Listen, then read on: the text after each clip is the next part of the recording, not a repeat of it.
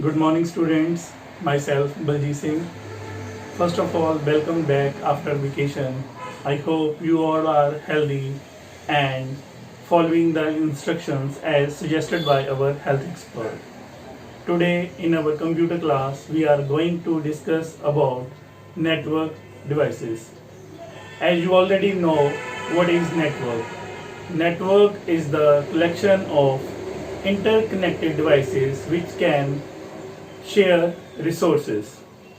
So, to work this network smoothly and efficiently, there are some devices which are used, and these devices are known as network devices. So, today we will learn about the devices like modem, RJ45, repeaters, routers, gateway, etc. So, our first device is modem. First device is modem. It is very commonly used device. If you use internet connection with your PC, then you have seen this device. So this is the device which combines the power of the computer system with the global reach of telephonic system. As you know that computer is a digital device. So digital data cannot travel over the telephone lines. Therefore, this data needs to be converted into analog data which is compatible with telephone lines. Similarly, on the receiving end, our analog data is going to enter into computer which is again process the digital data. Therefore, to convert the data from digital to analog at the sending end and from analog to digital at the receiving end, so this device is used. So this process is known as modulation and demodulation. So this is how the modem received its name. Now we will see how the communication take place between the computer system and our modem. So you can see here the interaction between the computer system and the modem. We will see how does the modem works. So data communication equipment, which is known as modem, is used with the data terminal equipment, which is our computer, to send and receive the signal. When the power of the data terminal equipment is turned on the terminal, it runs for self-check and sends data terminal ready DTR signal to the modem that it is ready.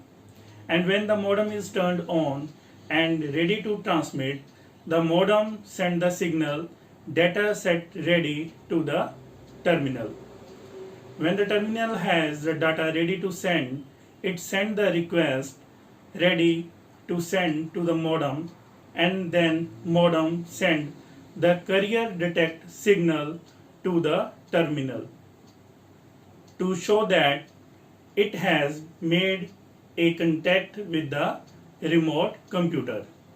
And when the modem is ready to send data, it send the signal CTS, clear to send signal, back to the terminal, and then the terminal start sending the data. And when the terminal has sent all the characters to the modem to meet its request, so at that time the modem uninsert the signal clear to send and stop transmitting. So similar kind of handshaking take place between the computer and the modem at the receiving end. So this is how the modem works with computer system. Now we will see types of modem. So two types of modem are used. First one is the internal modem. So internal modem are the modems that are fixed within the computer. And second type is external modem. So these are the modem that are connected externally to the computer like other peripheral devices. Ethernet is a LAN architecture developed by the Xerox Corp with DEC and Intel.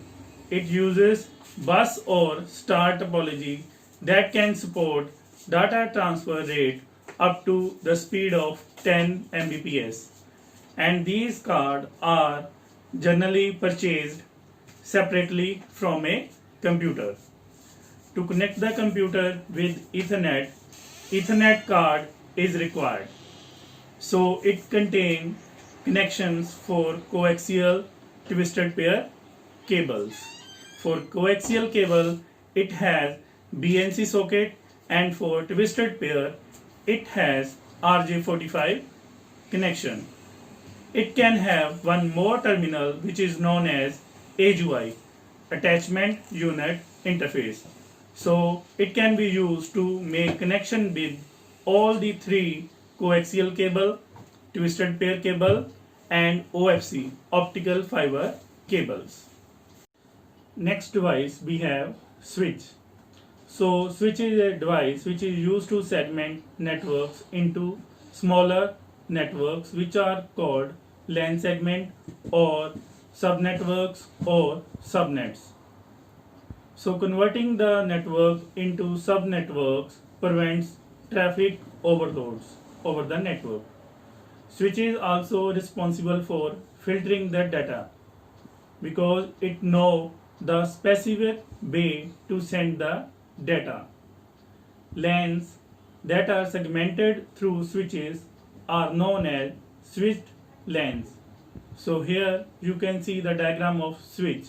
So a network can be divided into different subnetworks to reduce the congestion or to reduce the traffic over the network. Repeater is a device that amplifies a signal being transmitted over the network. It is used for long distance transmission.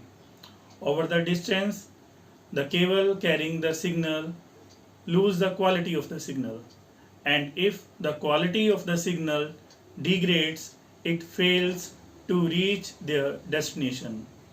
Even if the signal reaches at the destination, it will be erroneous. Therefore, repeaters are used to amplify or to rejuvenate the signal. Repeaters are of two types: amplifier repeaters and signal repeaters. The amplifier repeaters amplify all the incoming signals including the noise. On the other hand, the signal repeaters retransmit the packets as if were starting from the source station. Next device we have router. A device that works like a bridge but can handle different protocols is known as router. It is used to link the Ethernet to the mainframe. If the destination address is unknown to the router, then it routes the traffic to the another router which knows the address of the destination. Now we will see how does a router works. Routers are smarter than hubs and switches. Routers use a more complete packet address to determine which router will receive the packet, and it makes the use of a network map which is known as routing table. Routers can help ensure that packets are traveling the most efficient path to their destinations. If the link between the routers fails, the router can determine an alternative route to keep the traffic going. Next we have gateways. So it is a device that connects dissimilar networks. It means it can connect a LAN with WAN or with the other networks. It operates at the highest level of network abstraction. It is actually a node on our computer network that serves as an entrance to the other networks. A gateway is a computer that routes the traffic from a workstation to the outside network that is serving the web pages. In our home, our internet service provider is our gateway. Gateways also act as proxy servers and firewalls. Students, this was all about the network devices. Now go through the PPT also and solve the assignment. Thank you very much. Stay inside, stay safe.